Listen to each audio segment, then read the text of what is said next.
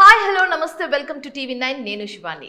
So April 4th కి ఒక special movie love your father అనే ఒక మూవీ రిలీజ్ కాబోతుంది. అయితే ఈ మూవీకి సంబంధించి వర్కింగ్ ఎక్స్పీరియన్స్ ఎలా ఉండింది, స్టోరీ ఎలా ఉండబోతుందో వివరించడానికి ప్రస్తుతం మనతో పాటు ఉన్నారు ఎస్పి చరణ్ గారు, movie director Pawan garu and అలాగే హీరో హర్ష గారు. సో వాళ్ళతో మాట్లాడి మరిన్ని విశేషాలు అడిగి తెలుసుకుందాం. హలో అండి, ఎలా ఉన్నారు అందరూ? సూపర్ ఎక్సైటెడా? Very excited. So first of all congratulations అండి, టీజర్ రిలీజ్ అయింది, చాలా ట్రెమెండస్ రెస్పాన్స్ వస్తుంది అండ్ కమెంట్స్ కూడా చూస్తున్నాం, ఫ్లడ్ అవుతుంది కింద. సో ఎలా అనిపిస్తుంది ట్రైలర్కి సంబంధించి? ఎప్పుడు మనం చేసిన ఒక ప్రాజెక్ట్ బయటకు వదులుతున్నాం, ఫస్ట్ లుక్ టీజర్, దానికి రెస్పాన్స్ బాగుంది అంటే ఒక కాన్ఫిడెన్స్ వస్తుంది మనకి. ఓకే, మనం చేసింది బాగుంది అండ్ ఇది హిట్ అవుతుందేమో అన్న ఒక ధైర్యం కలుగుతుంది అన్నమాట. అదో ఇనిషియల్ లెవెల్ అది. ఎస్. ఓకే, సో ఏంటి నెక్స్ట్ సెకండ్ సాటర్డే ప్లాన్ ఏంటి? సెకండ్ సాటర్డే ఏం చేద్దాం సార్? మూవీలో అదొక పార్టీ సేవలు చేస్తుంటారు కదా సెకండ్ సాటర్డేకి. అది సినిమాలో ముందు పార్టీ చేసుకున్న తర్వాత సేవలు చేద్దాం. Okay okay okay. సో ఏంటి లవ్ యువర్ ఫాదర్ అని టైటిల్ ఎలా ఫిక్స్ చేశారు? First of all love your father ఒక మంచి తండ్రి కొడుకుల అనుబంధంతో ఒక సినిమా చేసుకుందాం అని చెప్పి ఒక మంచి కథ వర్క్ చేసుకున్నాను. ఎప్పటి నుంచో కథ రాస్తున్నాను. ఎందుకంటే ఒక డైరెక్టర్కి కథ రాసేటప్పుడు ఒక ఎలిమెంట్ ఉండాలి, ఒక మంచి ఒక ఎమోషన్ డ్రామా. మన సినిమాలన్నీ ఏదో డ్రామాతో సూపర్ హిట్ అయిన సినిమాలన్నీ చూడండి, ఒక ఎమోషన్ డ్రామా ఉంటుంది. ఐదే mother backdrop, father backdrop, sister backdrop. సహజంగా ఫాదర్ బ్యాక్డ్రాప్లో చాలామంది కనెక్ట్ అవుతాం. ఎందుకంటే కొంతమందికి ఆ ఎమోషన్, ఫాదర్ అనేది పెద్ద ఎమోషన్, ఫాదర్ మదర్కి మించిన ఎమోషన్ ఇంకెవరికి లేదు. స్పెషల్ బాండ్ అని చెప్పొచ్చు. స్పెషల్ బాండ్ అనే ఎమోషన్, ఎందుకంటే జీవితం ఇప్పుడు మనం మాట్లాడుకుంటున్నాం, ఆ ఫాదర్ మదరే. సో అది ఎప్పుడైనా మన సోల్ అనమాట. ఆ సోల్ మన ఎంటాడుతూనే ఉంటుంది, అమ్మా నాన్న అనే ఓ బంధం. సో ఒక మంచి కథ రాయాలి అనుకుంటున్న టైంలో, రాసుకున్న టైంలో నాకు ఒక కథని వర్క్ చేస్తున్నాను అనమాట. ఫాదర్ సన్ కథను వర్క్ చేయడం. ఇట్లాంటి టైంలో కిషోర్ రెడ్డి గారు పిలిచి ఒక సినిమా చేద్దాం అనుకుంటున్నాను అని చెప్పి ఆయన జీవితంలో జరిగిన ఒక చిన్న ఇన్సిడెంట్ చెప్పారు. అది లైవ్ ఇన్సిడెంట్ ఆయన జీవితంలో జరిగింది. కిషోర్ రెడ్డి గారు అని ఇంతకుముందు మనీషా ఫిలిమ్స్ అని చెప్పేసి ఎమ్మెల్యేల మాయలేడు, రాజేంద్రుడు, గజేంద్రుడి సినిమాలు చేశారు. ఆయన జీవితంలో జరిగిన ఒక చిన్న ఇన్సిడెంట్ని నాకు చెప్పారన్నమాట. మేము ఇలాంటి బ్యాక్డ్రాప్లో సినిమా చేద్దాం అనుకుంటే, అప్పుడు నేను ఇదే కథ వర్క్ చేస్తున్నాను సార్, ఒక మంచి తండ్రి కొడుకుల అనుబంధంతో సినిమా వర్క్ చేద్దాం, మాకు అదే కావాలి, ఇలాగ వర్క్ చేద్దాం అనుకుంటే ఏ టైటిల్ పెట్టాలి అన్న దాని గురించి చిన్న డిస్కషన్ చాలా జరిగింది. తండ్రి అంటే లైఫ్, తల్లిదండ్రులు అంటే లైఫ్, ఈ లైఫ్ ఇచ్చిందే వాళ్ళే. సో లైఫ్, ఆ లైఫ్కి రకరకాల టైటిల్స్ అనుకుంటే చివరికి మన ఈ వాట్సాప్ ఫేస్బుక్లో వెరీ ఫెమిలియర్ LYF అని షార్ట్ ఫామ్స్, లైఫ్, ఈ జనరేషన్కి ఈజీగా అర్థమవుతుంది. LIFE కన్నా LYF ఈజీగా కనెక్ట్ అవుతుంది. సో లవ్ యువర్ ఫాదర్, మన కథ మీదే ఫాదర్ మీదే రాస్తున్నాం కాబట్టి అలాగే ఈ టైటిల్ LYF లవ్ యువర్ ఫాదర్గా పెట్టడం జరిగింది. సో చరణ్ గారు, మీ అంటే ఆఫ్టర్ లాంగ్ టైం మళ్ళీ మీరు ఒక ఆర్టిస్ట్గా వచ్చారు, ఎలా అనిపిస్తుంది? ఈ స్టోరీ ఎంచుకోవడానికి రీజన్ ఏంటి? ఫస్ట్ డైరెక్టర్ మీద ఉన్న నమ్మకం. అండ్ ఇప్పుడు నేను ఒక ఫాదర్ క్యారెక్టర్ చేస్తున్నాను అంటే దానికి ఒక ఎస్టాబ్లిష్డ్ హీరోకి ఫాదర్ అంటే ఎవరు నమ్మరు. అండ్ ఇలా హర్ష లాంచ్ చేస్తున్నారు ఈ సినిమాలో అంటే ఐ థాట్ ఓకే, న్యూ ఫేస్కి ఒక ఫాదర్ క్యారెక్టర్ చేస్తున్నామంటే then that might be apt. ఇవి రెండు మెయిన్ డెసిషన్ ఫ్యాక్టర్స్. అండ్ తెలుగులో సినిమా చేసి మీరు చెప్పినట్టుగా దాదాపు 20 ఏళ్ళు అవుతున్నది.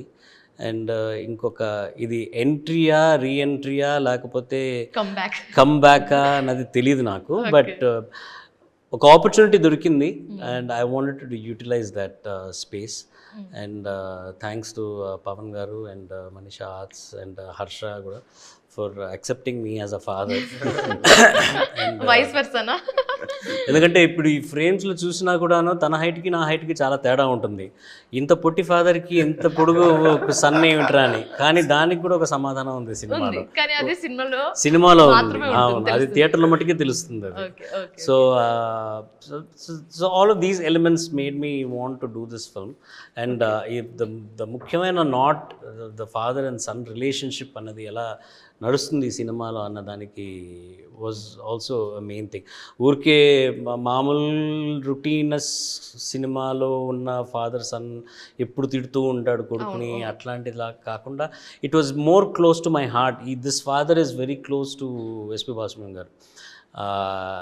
ఎంత చైల్డిష్గా ఉండాల్సినప్పుడు చైల్డిష్గా ఉండటం, చాలా కంట్రోల్డ్గా ఉండాల్సిన టైంలో కంట్రోల్డ్గా ఉండటం, అట్లాంటి విషయాలు I related it to my father. So that was another reason ఒప్పుకోవడానికి ఈ సినిమా. ఓకే, అంటే మీరు ఫస్ట్ టైం నరేషన్ విన్నప్పుడు హౌ వాజ్ యువర్ రియాక్షన్? అంటే మీరు ఇందాక అన్నట్టుగా రొటీన్ స్టోరీ కాకుండా ఫస్ట్ టైం మీ దగ్గరికి ఈయన వచ్చి ఇది స్టోరీ అని చెప్పిన తర్వాత రొటీన్గా ఉంటుందని ఆలోచించారా, లేకపోతే మీ రియాక్షన్ ఏ విధంగా ఉండింది? ఎప్పుడు ఒకళ్ళు వచ్చి కథ చెప్తున్నారు అంటే ఆల్వేస్ ఎక్స్పెక్ట్ ద వర్స్ట్. ఇది ఆల్రెడీ ఒక ఏం చెప్పేయగలరు ఇంతవరకు మన సినిమాలో చూడండి, యూనిక్, అంత యూనిక్గా ఏమైనా ఉంటుందా అన్నది మైండ్లో ఉంటాం. ఫస్ట్ నేను అడిగింది వై మీ, నన్ను ఎందుకు సెలెక్ట్ చేసుకున్నారు అని నేను అడిగితే ఈ ఫాదర్ ఇలా ఉండాలండి, దానికి చాలా సమాధానాలు చెప్తారు, మళ్ళీ ఇప్పుడు కూడా చెప్తారు. I was about to ask that question, అడగాలనుకున్నాను. అది ఒక మార్గంగా కన్విన్స్ అయ్యాను నేను. ఓకే సరే అయితే he knows what is doing అన్నట్టుగా. So the first initial reaction was డిఫరెంట్గా ఉంది. Maybe I can pull it off, చేయగలుగుతానేమో అన్న ఒక కాన్ఫిడెన్స్ వచ్చింది కరెక్ట్ నరేషన్ తర్వాత. ఓకే, సో అంత మంచిగా నరేట్ చేశారనమాట మీ స్టోరీ. అది ఏం చెప్పారో తర్వాత తెలుసుకుందాం. సో హర్ష గారు మీరు చెప్పండి, this is your first debut movie, ఎలా అనిపిస్తుంది, అది కూడా ఎస్పి చరణ్ గారితో? చాలా స్పెషల్గా ఉంది. అంటే సార్తో చేయడం, సార్ యాక్సెప్ట్ చేయడం ఫస్ట్ అసలుకి ఒక గొప్ప విషయం. అలా ఎస్పి సార్ ఆయన ఇంకా లెజెండరీ ఆయన, దానికి మీరు ఆయనకి థ్యాంక్ యూ చెప్పాలేమో ఒప్పించినందుకు. డైరెక్టర్ గారికి ఎప్పుడు ఉంటుంది, రుణపడిపోయి ఉంటాం ఇంకా జీవితాలు. ఎందుకంటే ఆయన అంత మంచి సినిమా తీసి ఇచ్చారు నాకు. అంటే లైఫ్లో మొత్తం చెప్పుకోవచ్చు. ఇంకా అంటే ఫస్ట్ సినిమా అనేది ఎప్పుడు మనకి స్పెషల్గా ఉంటుంది. సో అసలు సార్ చేస్తారన్నప్పుడు మూవీ చాలా అంటే ఆయన గురించి ఆలోచించేవాడిని. అంటే ఇస్తారా లేదా ర్యాపో. ఒక 2 seconds ఆలోచించారా, నిజంగా ఆయననేనా అని ఆలోచించారా? ఎందుకు ఆలోచించాడు, ఇప్పుడు టీవీ షోస్ పర్సనల్గా ఎప్పుడు కలలేదు సార్ని. సో సార్ కొంచెం అంటే ఎప్పుడు చూడలేదు కాబట్టి, అంటే బయటేమో చాలా జోగ్యల్గా ఉంటారని తెలుసు, కొంచెం ఇన్ పర్సన్గా ఎప్పుడు నేను కలవలేదు. అది ఇన్ పర్సన్గా కలిసే ఛాన్స్ నాకు ఈ మూవీ ద్వారా వచ్చింది. సో సార్ని కలిస్తే కానీ అప్పుడు ఓకే, ఆయన బయట లోపల సేమ్. అంటే కొంతమంది బయట కొంతమంది లోపల అలా డిఫరెంట్ ఉంటారు, కానీ సార్ అలా కాదు. సార్ సేమ్ ఆయన ఇంకా లోపల ఇంకా జోగిల్గా ఉంటారు బయట కంటే. అది ఇంకా మేము మూవీలో చూడాల్సి ఉంది. మూవీలో ఉంటాయి. సో మూవీలో కంటే ఇంకా బయట ఇంకా బాగుంటారు. కానీ సార్ ఇంకా మీ రోల్ ఎలా ఉండబోతుంది మూవీలో? సేమ్ అండి, స్టూడెంట్ రోల్ వచ్చేసరికి మొత్తం స్టూడెంట్. సో ఫాదర్తో చిల్గా మొత్తం లైఫ్ స్పెండ్ చేస్తూ, స్టూడెంట్స్ అన్నప్పుడు కొన్ని ఏదో పనులు చేస్తూ ఉంటాం కాలేజ్లో, డుమ్మాలు కొడతాం, లేకపోతే ఏదో అల్లరి పనులు చేస్తూ ఉంటాం. ప్రతి ఫాదర్లా కాకుండా ఈ ఫాదర్ అనే ఎస్పి చరణ్ సార్ ఫాదర్గా ఆ క్యారెక్టర్ కొడుకు ఏం చేసినా చెప్తాడంతే. ఆయన గట్టిగా మాట్లాడడం, నువ్వు ఇలా చేయకూడదు, ఇలానే ఉండాలని చెప్పడం, అలాంటి క్యారెక్టర్ కాదు. చాలా మంచిగా డిజైన్ చేశారు డైరెక్టర్. అదే టీజర్ లో చూసాం, చాలా జోవియల్ గా ఉండడం, ఇద్దరు కలిసి అది మాట్లాడదాం బాద్మే అది చర్చిద్దాం. ఓకే, సో పవన్ గారు మీరు ఒక ప్లాట్ అనేది మూవీకి చాలా ఇంపార్టెంట్. ఒక ప్లాట్ తీసుకొని మూవీని డిజైన్ చేయడం అండ్ క్యారెక్టరైజేషన్ని తీసుకోవడం అంతా జరుగుతూ ఉంటుంది. సో ఈ మూవీకి మెయిన్ ప్లాట్ ఏంటి? మెయిన్ ప్లాట్ ఏంటంటే తండ్రి కొడుకుల అనుబంధం. ఒక తండ్రి ఒక కొడుకు కోసం ఎంత తాపత్రయపడతాం మన లైఫ్లో కూడా, రియల్ లైఫ్లో కూడా. ఒక దాదాపు రియల్ లైఫ్లో ఒక క్యారెక్టర్, నేను ఈ కథ రాసే ముందు ఒక కడపలో ఒక క్యారెక్టర్, కొన్ని రియల్ క్యారెక్టర్స్ని ఇన్స్పైర్గా తీసుకున్నాను. సహజంగా ఈ రైటర్లు డైరెక్టర్లు అందరం కూడా పేపర్లో ఏదో ఆర్టికల్స్ కనపడంగానే దానికి కనెక్ట్ అయ్యి కట్ చేసుకొని లేదా ఇంప్రవైజ్ చేసుకొని పెట్టుకుంటాం. అలాంటి ఒక చిన్న ఒక రియల్ ఇన్సిడెంట్ని ఇది ఎప్పటికైనా ఒక మంచి కథ చేయాలి, మన సినిమా చేస్తుంటే ఏదో ఒక చిన్న మెసేజ్ లాగా ఉండొచ్చు, లేదా మనం కనెక్ట్ అయ్యింది ఇంకో అందరు కనెక్ట్ అయ్యేలాగా చెప్దాం ఈ విషయాన్ని అని చెప్పేసి ఫీల్ అవుతుంటాం. అలాగే నేను ఒక రియల్ పేపర్లో జరిగిన ఇన్సిడెంట్ని, అతను ఏంటంటే ఎక్కడ అనాథ శవాలు కనబడినా అతనే వెళ్ళి దహనం చేయిస్తుంటాడు.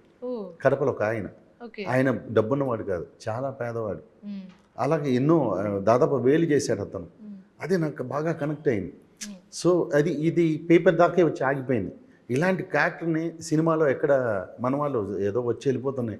ఈ క్యారెక్టర్ని ఏదైతే ఉందో అది లిఫ్ట్ చేసి ఒక చరణ్ గారు అంటే ఒక మంచి వ్యక్తి, అతను ఎక్కడ ఏం జరిగినా ఫస్ట్ కనెక్ట్ అవుతుంటాడు, ఒక ఎమోషన్. అలాంటి ఒక క్యారెక్టర్ని ఫాదర్ని డిజైన్ చేసాను. అందులో ఒక మంచి కొడుకు, వాళ్ళ రొటీన్ లైఫ్లో హ్యాపీగా గడుపుతున్నాడు. ఆ కొడుకు బాధ్యత నేను ఎలా తీసుకున్నాడు, ఈ తండ్రి చేసే ఈ ఏదైతే ఉందో సొసైటీలో చేసే మంచి పనులు ఏవైతే ఉన్నాయో దాన్ని కొడుకు కూడా ఎంత రెస్పాన్సిబిలిటీగా తీసుకొని క్యారీ చేశాడు. వీళ్ళకి ఈ జర్నీలో జరుగుతున్న సమస్యలు ఏంటి, ఈ కమర్షియల్ ప్లాట్లో సహజంగా ఒక విలన్ వచ్చేస్తాడు. కానీ ఒక గ్యామ్లింగ్ గేమ్ కూడా చూస్తున్నాం మధ్యలో, అదేంటి? అదే కదా, అదే మ్యాజిక్. కథ చెప్పాలా? అందుకే కదా మేము వచ్చింది. జనాలకి ఒక ప్లాట్ తెలిస్తే వాళ్ళు ఇంట్రెస్ట్ చూపిస్తారు. మేబీ అదే ఒక తండ్రి కొడుకులో జరిగిన కథలో చిన్న మీరు టీజర్ చూశారు కదా, అదే ఏంటి వీళ్ళేంటి గుర్రా డ్రెస్ లో పరిగెడుతున్నారు తండ్రి కొడుకులు ఇద్దరు. చేంజ్ అయిపోయింది అంతా story. It's actually I tell you, ఇది ఒక ప్యూర్ కమర్షియల్ సినిమా అండి. మీకు అన్ని elements, revenge, action, romance, father son emotion, comedy, horror, దేవుడు దిగి రావడం, మిస్టిసిజం, ఇవన్నీ కలిసి ఉన్న ఒక హోల్సమ్ ఎంటర్టైన్మెంట్. దీంట్లో బూత్ అన్న మాట లేదు ఈ సినిమాలో, but it's a commercial film. Go figure. అది ఎట్లాగండి ఈ కాలంలో బూత్ లేని ఒక కమర్షియల్ సినిమా అంటే చెయ్యొచ్చు అని ప్రూవ్ చేశారు పవన్ గారు. ఇట్స్ వెరీ అన్ని ఇట్స్ ఫ్యామిలీతో వెళ్ళి కూర్చోవచ్చు అనమాట. ఎక్కడాను మనం ఒక క్రింజ్ మూమెంట్ అనేది లేదు ఈ సినిమాలో. అది చూసి అబ్బా ఏంట్రా ఇది ఈ సినిమాలో ఇది అవసరమా అన్నట్టుగా అసలు ఎక్కడ ఒక్క షాట్ కానీ ఒక్క సీన్ కానీ లేదు. It's very family oriented. But then again కావాల్సిన విలన్ ఉంటాడు, ఆ ఎలిమెంట్, రివెంజ్, మర్డర్, ఇవన్నీను కలిసి ఉన్న ఒక proper commercial movie. Okay. So ఇప్పుడు రీసెంట్ టైమ్స్లో బెట్టింగ్ యాప్స్ గురించి మనం న్యూస్ కూడా చూస్తున్నాము. ఈ టైంలోనే ఇప్పుడు ఈ గ్యాంబ్లింగ్ అనే ఒక గేమ్ కూడా దాంతో ఒక మూవీ వస్తుంది. సో ఎలా ఈ మూవీలో ఎలా పోర్ట్రేట్ చేయబోతున్నారు ఓవరాల్గా? బెట్టింగ్స్ దీంట్లో ఎంకరేజ్ ఏం చేయలేదు. బెట్టింగ్స్ వరకు జరిగే నష్టాలే చెప్పాం అనుకోకుండా. కరెక్ట్గా అదే టైంలో ఈ బెట్టింగ్స్ సజ్జనార్ గారి వలన ఈ బెట్టింగ్స్ యాప్స్ మీద ఇవాళ ట్రెండింగ్లో నడుస్తుంది. సో మన సినిమాలో కూడా బెట్టింగ్ ఆడమని కూడా ఏం చెప్పలేదు. సో దానివల్ల వచ్చే ప్రాబ్లమ్సే కొంచెం కథలో చెప్తూ వెళ్ళాము. సో కాన్సిక్వెన్సెస్ ని ఎలా ఫేస్ చేయాలి, ఎలా ఓవర్కమ్ చేయాలి అనేది ఈ మూవీలో. దొంగలవా లేకపోతే మంచి వాళ్ళగా నడుస్తున్న దొంగలవా మేమిద్దరం, లేకపోతే మంచి వాళ్ళమా అనేది మీరు చూడండి. థియేటర్స్ ఇది తెలుసుకోవాలంటే April 4th కి మనం థియేటర్స్ కి వెళ్ళి చూడాలి. అంతే అంటారా? ఓకే. సో చరణ్ గారు, మీరు ఈ మూవీ చేసినప్పుడు మీకు ఛాలెంజింగ్ గా అనిపించే పాయింట్ ఏంటి అని అడిగితే ఏం చెప్తారు?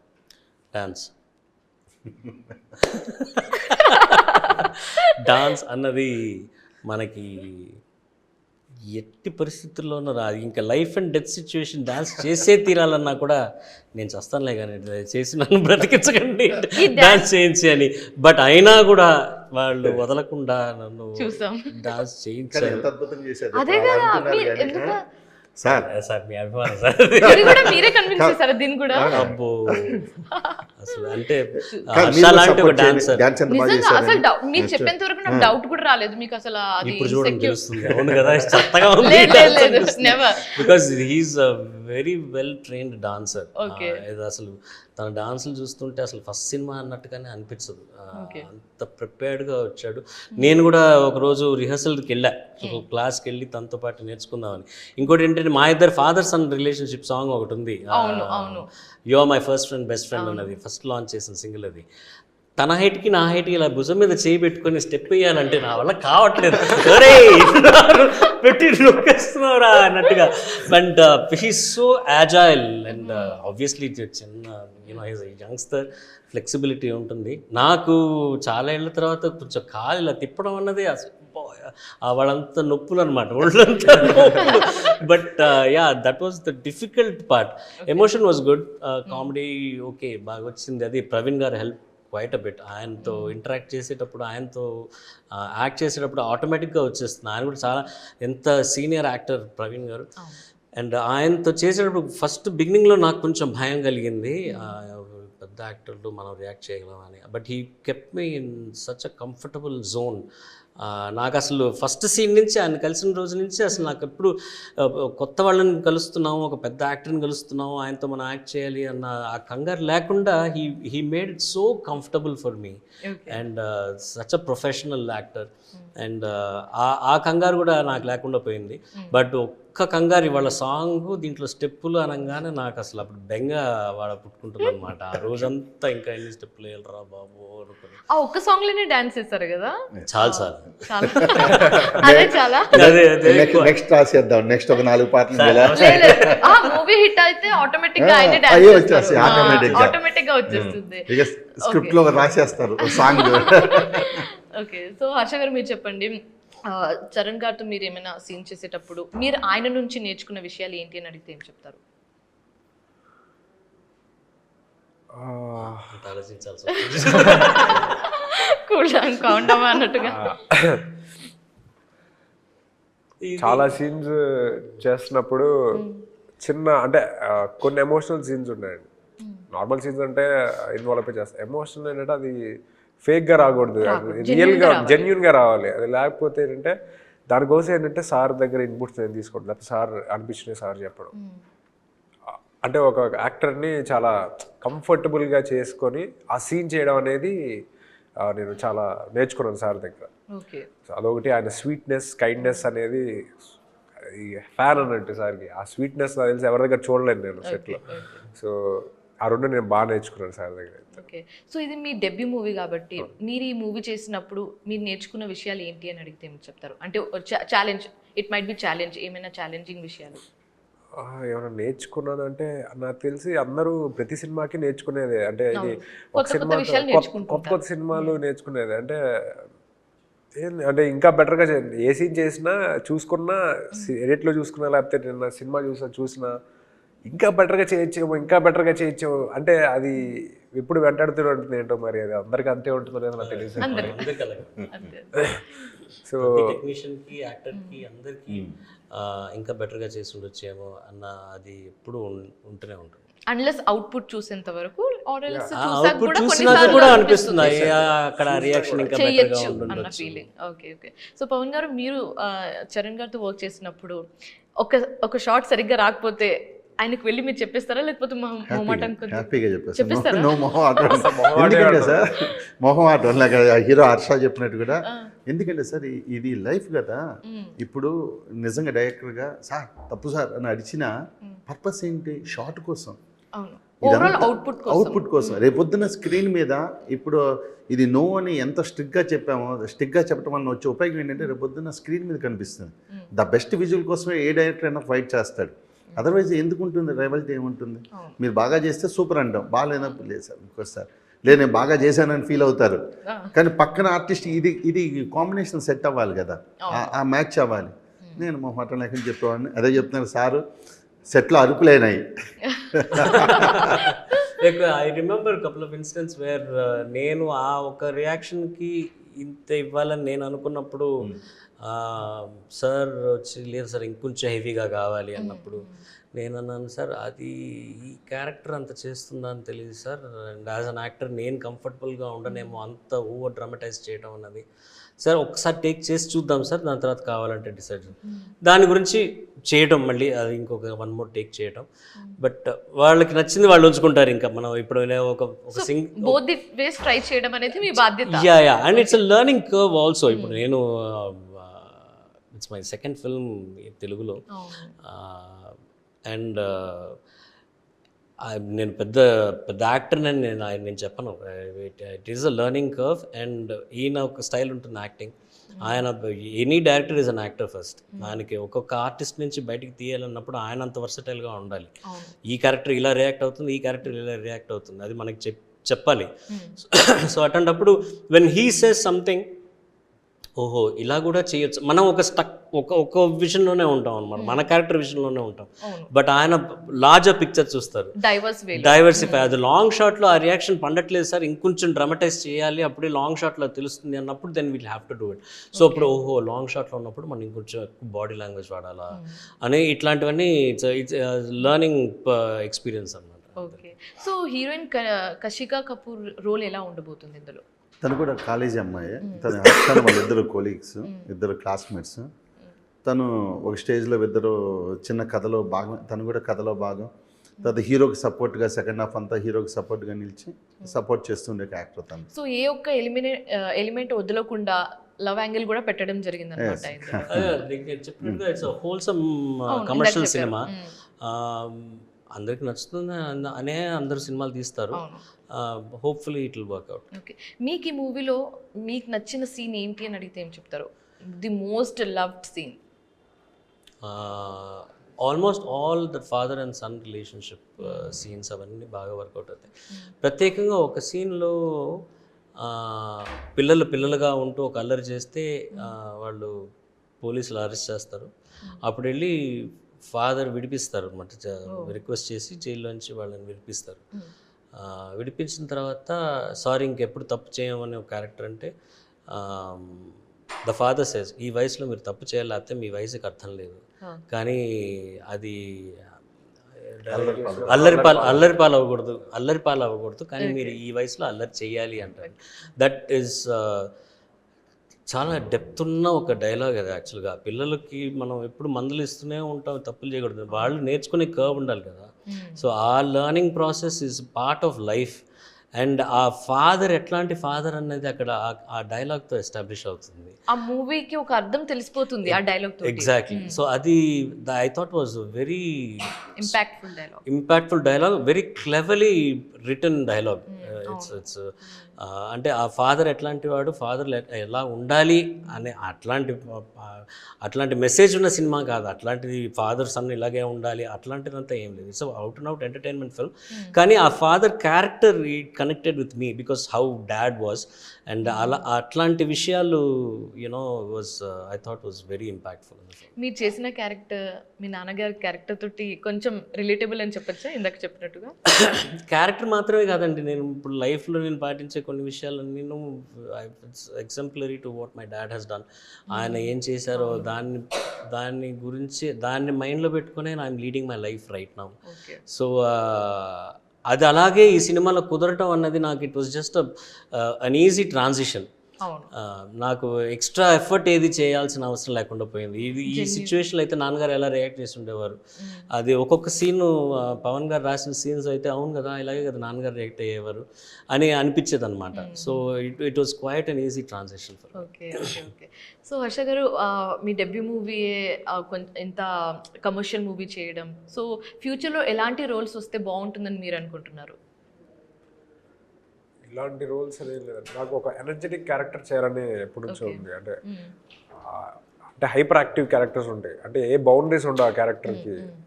అప్పుడు ఏదైనా చేసేస్తారు, ఆ క్యారెక్టర్ ఏదైనా చేసేస్తుంది అన్నప్పుడు బౌండరీస్ ఉండవు. సో అలాంటి క్యారెక్టర్ ఒకటి అయితే చేయాలని నాకు ఎప్పుడు ఒకటి ఉంది.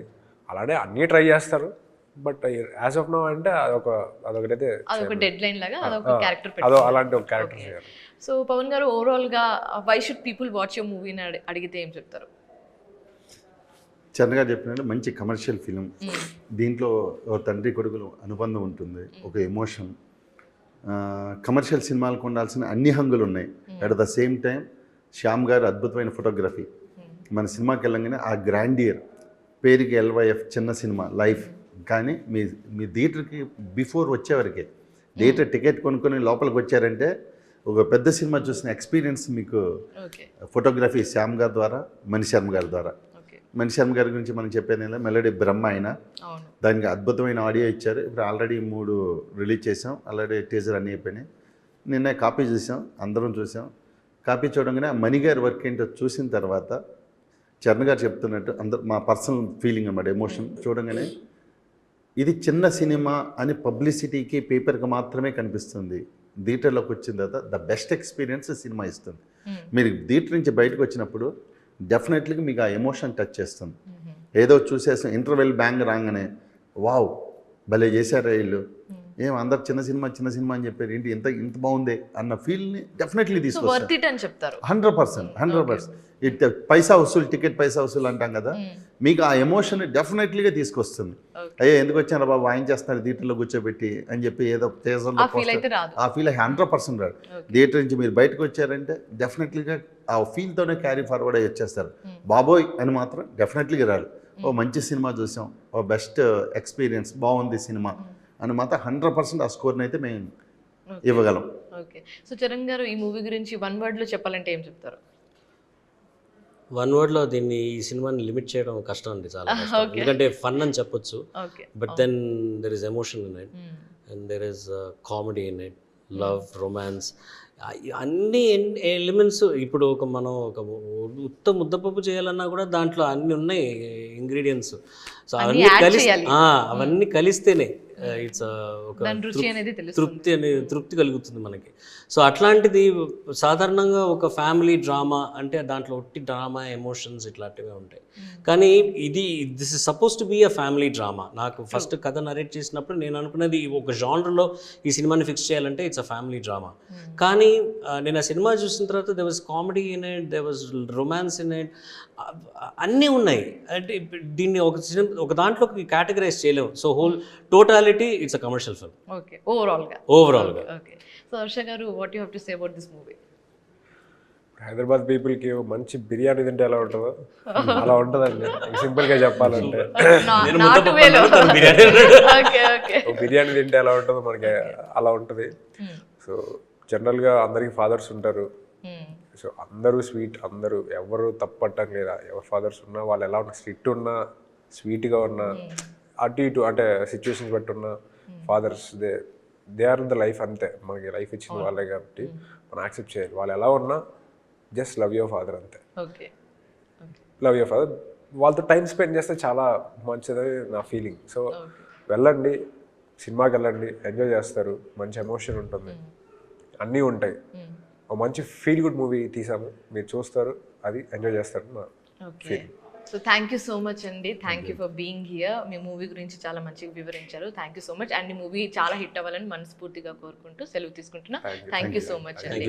సో చూసారు కదా, లవ్ యువర్ ఫాదర్ మూవీకి సంబంధించి బిట్స్ అండ్ పీసెస్లో చాలా విషయాలు తెలుసుకున్నాము. సో ఈ మూవీ స్టోరీ ఎలా ఉండబోతుంది, వీళ్ళ క్యారెక్టర్స్ ఎలా ఉండబోతుందో తెలుసుకోవాలంటే April 4th తప్పకుండా థియేటర్స్లో చూడాల్సిన మూవీ ఇది.